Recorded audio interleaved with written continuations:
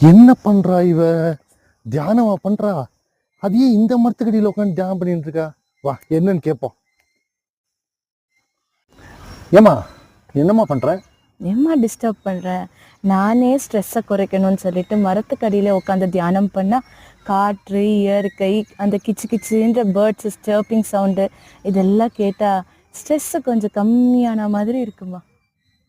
ஏண்டி அது வந்துட்டு நீ ஆலமரத்துக்கு உட்காந்து பண்ணணும். இந்த வேப்ப மரத்துக்கு உட்காந்து என்னடி தியானம் பண்ற?